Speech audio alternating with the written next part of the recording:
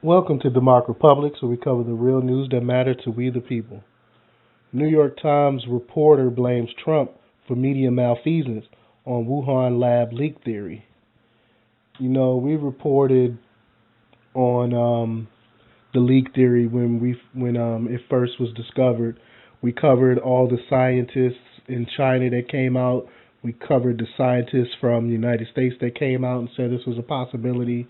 And, the mainstream media ignored it and called it a conspiracy theory, a crazy conspiracy theory. But take a listen to what this reporter says the reasoning behind this is.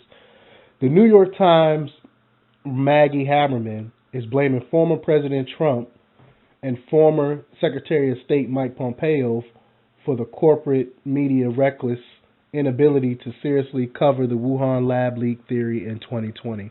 Quote, "Look, I do not think it's important to remember that part of the issue back when this was first being reported and discussed back when the pandemic had begun. Then President Trump and Mike Pompeo, the Secretary of State, both suggested they had seen evidence that this was formed in the lab, and they also suggested it was not released on purpose.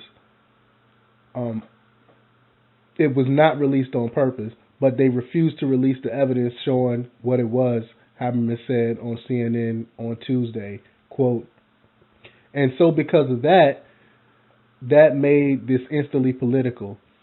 It was example 1000 when the Trump administration learned when you burn your own credibility over and over again, people are not going to believe you, especially in an election year." So her excuse was, instead of investigating it, which is what reporters are supposed to do and journalists are supposed to do, they're supposed to go and investigate these things, she just outright dismissed it because Trump said it and it was political. But what does a virus leaking from a lab have to do with politics? It has nothing to do with politics.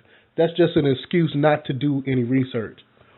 But the article goes on to say that while Haberman agreed that the Wuhan lab theory is worth discussing, she turned her call for further investigation into a way to criticize Trump and his supporters. Quote, "There has been a persistent, albeit relatively quiet, focus on whether that was the origin of the virus, and it is compounded by the fact that there has not been clear answers from Chinese officials about it, and investigators trying to find out the origin have been stymied," Haberman said. "So I do think we're in a different period of this, John. But it's important to remember it's been framed in a way that's not true by Trump supporters about what happened when this was originally raised." So she's still trying to say that it's Trump supporters and Trump that the way they framed it is making it where it's possibly not true, which makes absolutely no sense. Instead of going in and doing your own investigation, you're not going to do it because it's, quote, political, and Trump said it and Pompeo said it and his supporters are saying it, so you outright dismiss it. That makes absolutely no sense. What if I take articles and information that come from liberal reporters or people that voted for Biden, and I just dismiss it because it comes from them? That's malfeasance. That's simple malfeasance. Like, why? Just because someone that you disagree with stated it, that don't make it any less true.